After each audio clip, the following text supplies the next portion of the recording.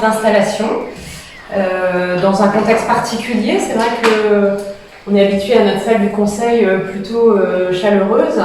On a dû rajouter des tables de façon à ce qu'on ait des distances entre nous conformes en fait aux préconisations. Donc ça me fait bizarre de voir Jean-Marie là-bas, là, tout au fond, là, sous le président de la République, là.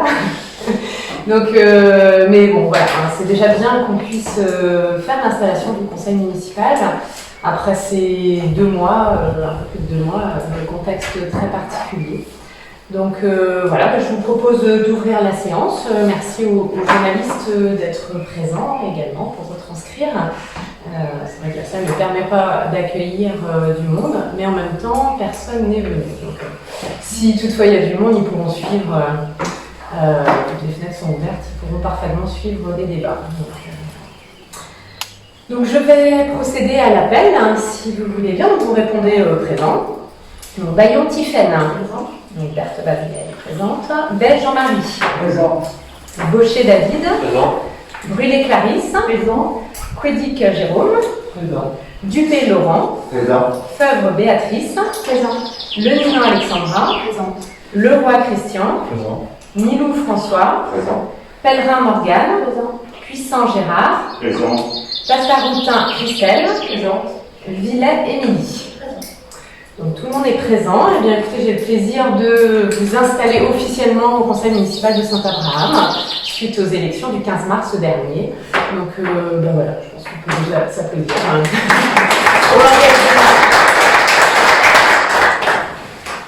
Voilà, et alors il y a de tradition de désigner donc un ou une secrétaire de séance. Et la tradition est surtout pour cette première séance de désigner le ou la plus jeune d'entre nous. Alors, nos regards se tournent vers Morgane. On n'a pas de doute quant à l'âge. Morgane, est-ce que tu acceptes d'être secrétaire de séance? Oui. Voilà, donc c'est juste prendre quelques notes en fait des débats, des résultats du vote. D'accord, hein? Ouais. Hein? Est-ce que... Du coup, je dois avoir une salle, peut-être. Non, mais tu peux écrire sur ta feuille là, voilà, tu sais, en face de chaque point à l'ordre du jour, voilà, il n'y a pas de souci. D'accord? Ouais. Donc les points à l'ordre du jour, donc élection du maire, détermination du nombre d'adjoints, élection du ou des adjoints, et les délégations consenties par le conseil municipal au maire, et ensuite nous procéderons à la lecture de la charte de l'élu local, que je vous inviterai à signer également afin de faire cet engagement. Alors, la règle étant que c'est le doyen de l'Assemblée qui prend la main et qui préside la séance en ce début de séance, donc je passe la main à Jean-Marie Bay. À toi, Jean-Marie. Merci Gaëlle. Je me permets de redire bonjour à toutes et à tous et vous remercier de nous investir en tant qu'élus de votre commune. Vous avez peut-être des appréhensions, nous en avons eu aussi. Ne vous inquiétez pas, restez vous-même, n'hésitez pas à vous rapprocher des élus d'expérience. Vous verrez, c'est une aventure pleine d'instructions. Certes, ce n'est pas sans déception, mais une victoire effacera tout. Dois-je procéder à l'appel à vous? Oui, du coup, oui. Je procède à l'appel nominal des membres. Bayon Tiphaine, Présent. Berthe Baviel, Présente. Belle Jean-Marie, présent. Baucher David, Présent. Brûlé Clarisse, Présent. Quédic Jérôme, Présent. Dupé Laurent, Présent. Feuvre Béatrice, Présent. Lenon Alexandra, Présent.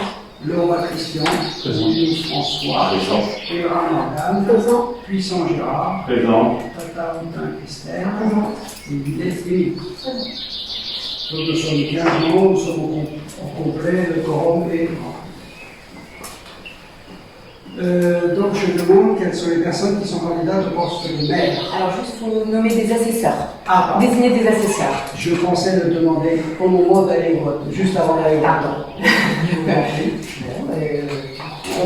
Il Il nous faut 2 Des assesseurs. assesseurs, donc ce sont les personnes qui vont ouvrir, enfin dépouiller en fait, et puis comptabiliser les bulletins de vote. Donc 2 volontaires, Émilie Villet et Tiphaine Bayon. Merci. Et puis, le deuxième. Tiphaine. Ah, merci. Donc, je demande quelles sont les personnes candidates au poste de maire. Alors, je suis candidate.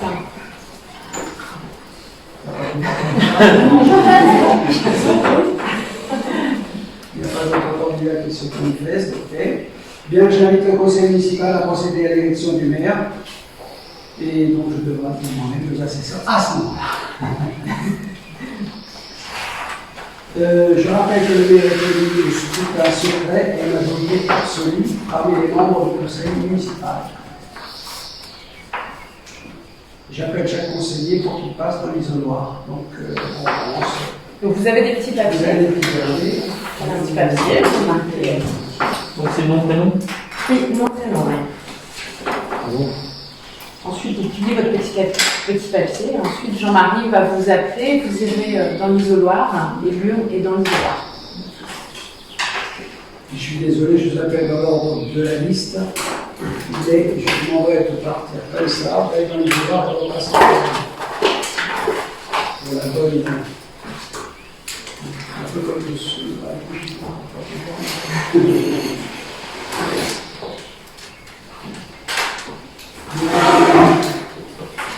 C'est bon pour tout le monde? Alors, Claude Kiffel.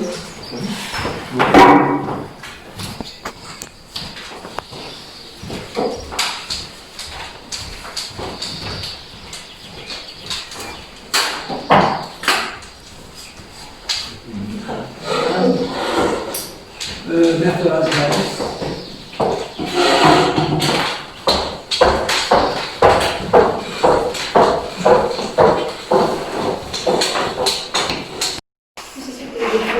On va peut-être. Émilie, on va peut-être compter les bulletins déjà pour avoir le nombre de bulletins.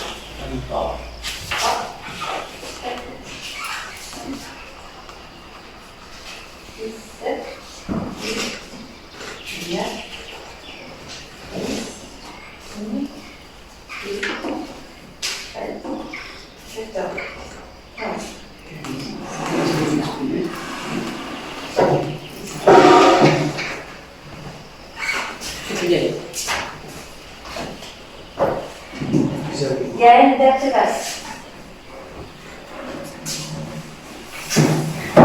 Gaëlle Bertevas. Gaëlle Bertevas. Bertevas Gaëlle. Bertevas Gaëlle. Gaëlle Bertevas. Gaëlle Bertevas. Bertevas Gaëlle. Gaëlle Bertevas. Bertevas Gaëlle. Bertevas Gaëlle. Gaëlle Bertevas. Bertevas Gaëlle. Bertevas Gaëlle. Bertevas Gaëlle. 15. Donc, Madame Berthe Rasgal est aujourd'hui maire. Bravo.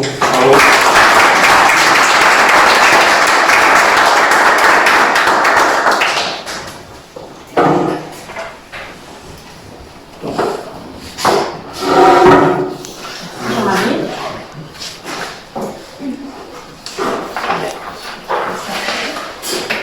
C'est là qu'on voit la différence entre 2014 et 2020. Alors merci Jean-Marie d'avoir présidé. Merci à toutes et tous pour votre confiance. Je vous ferai un petit mot après, mais je vous propose de procéder en fait à la suite de l'ordre du jour, du moins à l'élection des adjoints. Et puis voilà, je vous ferai un petit mot ensuite. Donc le point 2 à l'ordre du jour, donc détermination du nombre d'adjoints. Donc on doit déterminer au sein du conseil municipal le nombre d'adjoints, donc ce nombre ne pouvant pas excéder 30% de l'effectif légal du conseil, donc nous sommes 15, donc soit pour notre commune un nombre d'adjoints maximum de 4. Voilà, toutefois moi je vous propose, c'est vrai qu'on a fonctionné avec 3 adjoints lors du mandat 2014-2020, je vous propose de poursuivre ainsi avec 3 adjoints. C'est vrai qu'on est dans une commune où la population reste juste au-dessus du seuil des 500. Et voilà, 3 adjoints, ça permet que chacun ait des délégations suffisantes. Et voilà. Est-ce que tout le monde est d'accord avec cette proposition? Oui. Alors, qui est contre? Qui s'abstient? D'accord, donc adopté à l'unanimité, donc 3 adjoints. Donc, élection du ou des adjoints. Donc, c'est le même mode de scrutin que pour le maire. Et commune de moins de 1000 habitants, donc c'est-à-dire qu'on doit élire adjoint par adjoint, et non pas par liste. Donc, nous allons devoir passer 3 fois à l'histoire. Voilà, mais c'est la règle. Donc, premier adjoint, je vous propose, mais les candidatures restent libres. Je propose la candidature de Jean-Marie Bay, qui était adjoint également au mandat précédent. Je propose de renouveler son mandat, mais toutefois, j'appelle à candidature si quelqu'un souhaite être premier adjoint. Est-ce qu'il y a des candidatures? Jean-Marie, du coup, candidat? Oui, d'accord. Donc, je vous propose de voter. Et nous allons repasser dans l'urne. Est-ce qu'on a circulé? Non, c'est trop long. On les garde Oui, on va les garder, on va les confier à Marie. Ils sont obligés de- Ça va vite, ouais.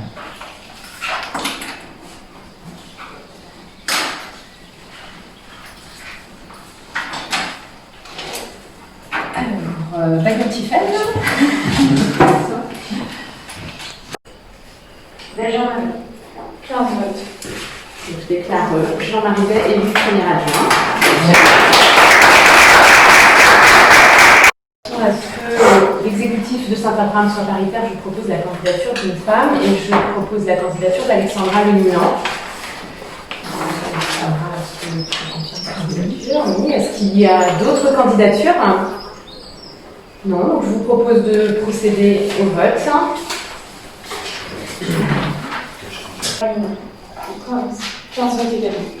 Donc Alexandra Lemunan est élue deuxième adjointe à la commune de Saint-Abraham.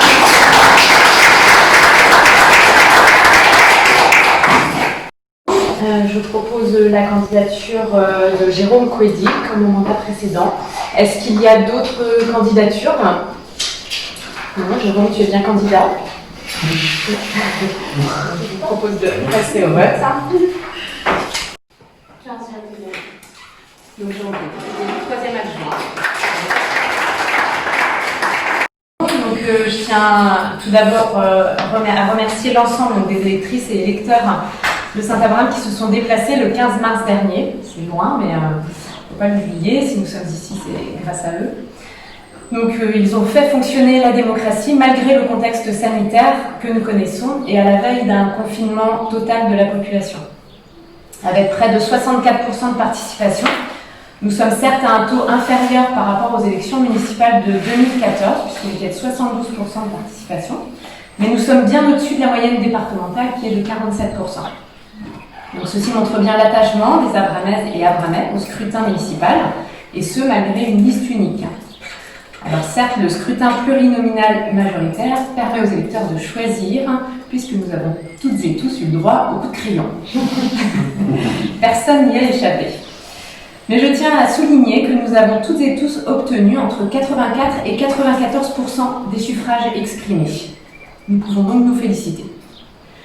Notre élan a été stoppé net par le Covid-19. Les élus du précédent mandat ont joué les prolongations, notamment les adjoints. Nous avions prévu avec ces derniers, l'ensemble du conseil municipal, de partager un moment convivial pour marquer la fin de leur engagement. Ce rendez-vous n'a pas pu avoir lieu, mais j'espère qu'il n'est que reporté.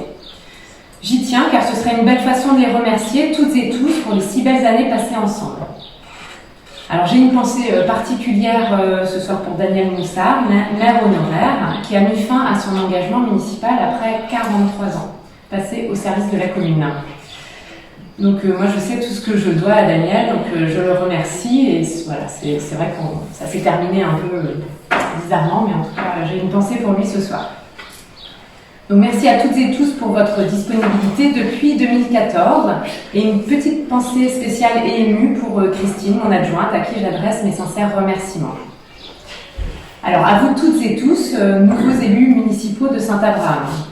Donc, je vous remercie d'avoir accepté de me suivre dans cette nouvelle aventure municipale et de m'avoir accordé votre confiance totale ce soir en m'élisant maire de Saint-Abraham. C'est une nouvelle page de l'histoire de la commune qui débute. En vous engageant à mes côtés, vous acceptez toutes et tous de travailler ensemble pour le bien commun. Alors nous allons apprendre à nous connaître et à mettre en place nos méthodes de travail.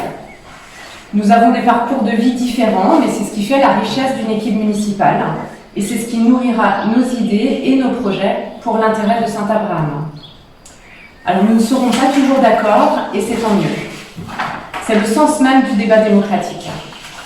Je souhaite, plus que tout, que ce conseil municipal soit un lieu de débat le plus ouvert possible. Il n'y a pas, à mon sens, de fausses bonnes idées. Chacun doit se sentir libre de proposer, de réagir, d'adhérer, de s'opposer. Là où nous nous retrouverons, par contre, et c'est indispensable, c'est dans les valeurs incontournables au sein de cette instance, à savoir, premièrement, le respect. Le respect des personnes, le respect de la parole et le respect des opinions de chacune et de chacun. Deuxièmement, la sincérité, savoir exprimer ce que l'on pense avec franchise. Ces deux valeurs sont pour moi et doivent être pour vous incontournables. Elles se conjuguent avec la notion d'intérêt général qui doit être au cœur de notre engagement municipal. Nous ne sommes pas élus pour défendre nos intérêts particuliers, mais pour l'intérêt général de notre commune et de ses habitants. Donc gardons précieusement ces notions de respect, de sincérité et d'intérêt général bien rangées dans nos têtes tout au long du mandat. C'est le bagage indispensable pour que notre parcours commun se passe au mieux. Alors merci à Jean-Marie, Alexandra et Jérôme qui ont accepté les responsabilités des postes d'adjoints. Ils ont déjà beaucoup œuvré lors du mandat précédent. Je sais pouvoir compter sur vous. Alors, je ne suis pas un maire qui souhaite tout contrôler, bien au contraire. Je leur accorde une confiance totale, et peut-être même plus encore qu'au mandat précédent. Ils seront amenés à piloter des dossiers en autonomie avec vous toutes et vous tous. Forcément, leur qualité d'adjoint fait que j'attends beaucoup d'eux. Ce sont mes relais, et c'est à eux ensuite de savoir mobiliser les conseillers municipaux. Mais sachez qu'il n'y a pas de différenciation entre le maire, un adjoint, un conseiller. Nous sommes toutes et tous aussi légitimes les uns que les autres pour représenter la commune. De même, c'est mon côté un petit peu féministe qui m'oblige à vous dire qu'il n'y a pas de différenciation faite entre un homme et une femme au sein de ce conseil, mais je n'ai aucune forme d'inquiétude sur ce sujet dans cette instance. Donc vous vous investirez en fonction de vos envies et du temps que vous aurez à consacrer à ces missions. Sachez-le, je vous l'ai déjà dit, un engagement municipal prend du temps. Les sujets à traiter sont nombreux et nécessitent de nous réunir régulièrement en conseil municipal, en commission, dans d'autres instances ou bien sur le terrain. Vous vous prendrez vite au jeu et alors votre temps, vous ne le compterez plus. Vous ferez le constat par vous-même, au fil du temps qui passe, qu'être élu local est extrêmement enrichissant, tant du point de vue humain que du point de vue des compétences acquises. Cette montée en compétences se fait progressivement en fonction des dossiers que nous aurons à traiter, que vous aurez à traiter, mais aussi avec le partage d'expériences d'autres élus qui ont un peu plus de bouteilles, que ce soit ici ou dans d'autres conseils municipaux. Des formations spécifiques pour les élus municipaux sont proposées. Je ne peux que vous encourager à en suivre tout au long du mandat. De mon côté, je m'engage à vous accompagner au mieux dans vos nouvelles missions afin de vous faciliter la tâche. Je nous souhaite donc une belle collaboration en lien avec le personnel communal, car sans eux, rien ne serait possible, ne l'oublions pas. Je nous souhaite de relever les nombreux défis qui s'offrent à nous et de poursuivre le développement de Saint-Abraham avec les moyens qui sont les nôtres et tout en conservant l'image d'une commune dynamique dans laquelle il fait bon vivre. Merci pour votre attention et merci à nouveau pour votre confiance.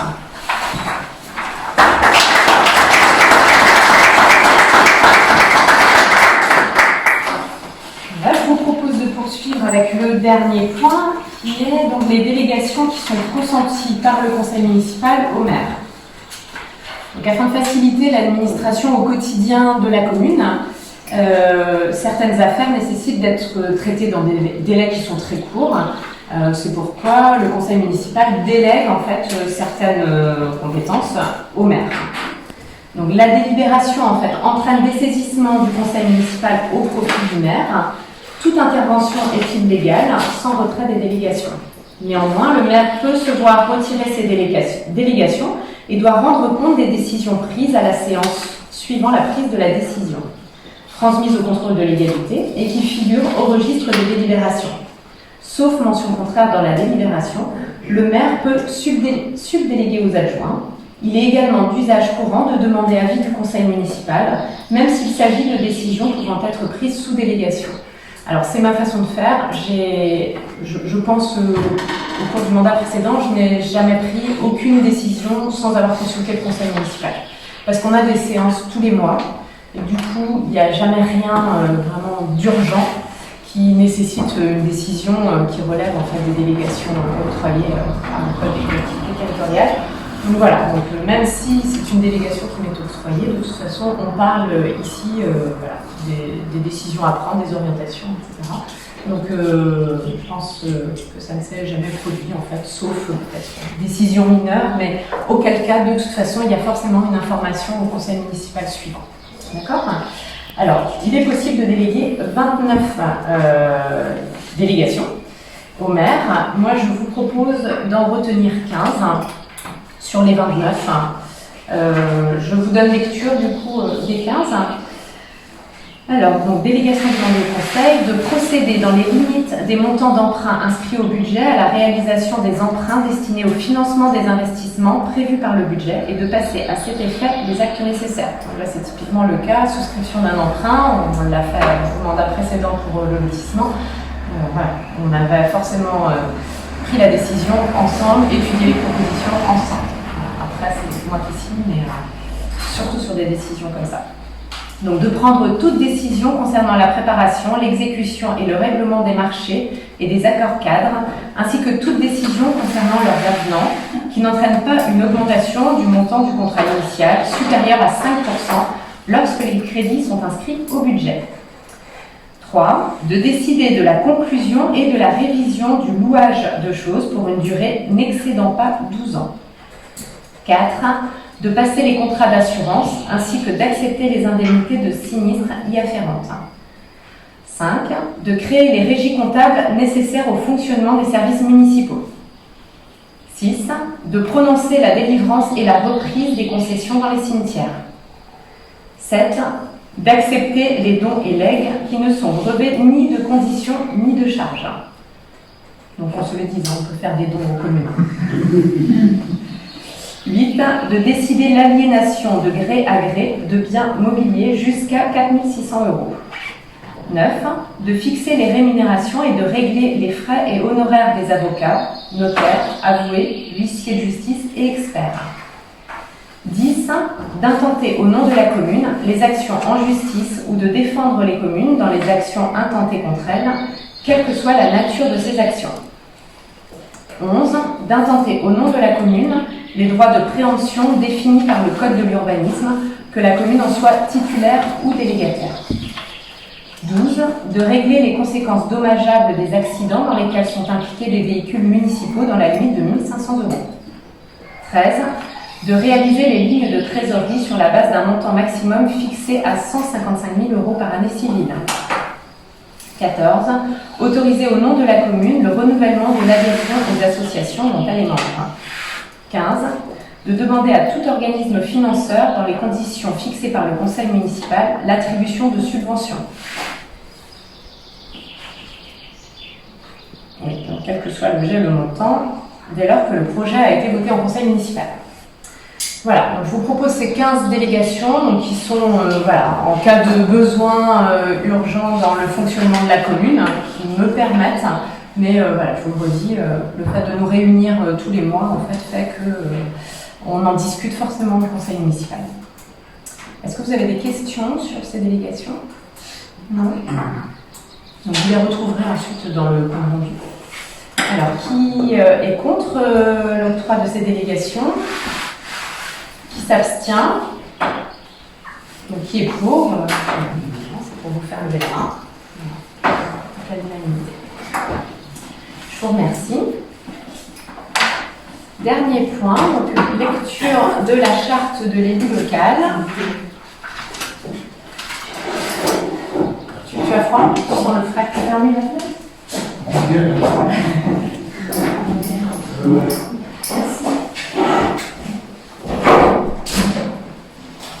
Donc il y a une charte de l'élu local que nous sommes obligés de lire, qui est un engagement. Donc moi je vous propose de la lire et ensuite de vous passer chacun un exemplaire et d'apposer votre signature. Et ensuite on récupérera et on vous donnera une copie lors du prochain conseil municipal. D'accord? Donc charte de l'élu local. Alors premièrement, l'élu local exerce ses fonctions avec impartialité, diligence, dignité, probité et intégrité. 2. Dans l'exercice de son mandat, l'élu local poursuit le seul intérêt général, à l'exclusion de tout intérêt qui lui soit personnel, directement ou indirectement, ou de tout autre intérêt particulier. 3. L'élu local, veille à prévenir ou à faire cesser immédiatement tout conflit d'intérêts. Lorsque ses intérêts personnels sont en cause dans les affaires soumises à l'organe délibérant dont il est membre, l'élu local s'engage à les faire connaître avant le débat et le vote. 4. L'élu local s'engage à ne pas utiliser les ressources et les moyens mis à sa disposition pour l'exercice de son mandat ou de ses fonctions à d'autres fins. 5. Dans l'exercice de ses fonctions, l'élu local s'abstient de prendre des mesures lui accordant un avantage personnel ou professionnel futur après la cessation de son mandat et de ses fonctions. 6. L'élu local participe avec assiduité aux réunions de l'organe délibérant et des instances au sein desquelles il a été désigné. Tu voulais rajouter une précision, Jérôme? Non. 7. Issu du suffrage universel, l'élu local est et reste responsable de ses actes pour la durée de son mandat devant l'ensemble des citoyens de la collectivité territoriale à qui il rend compte des actes et décisions pris dans le cadre de ses fonctions. Il est bon de lire de temps en temps. Voilà. Comment je fais le souvent. Ah d'accord. Vous voyez, tout le monde a redonné sa charte. Voilà.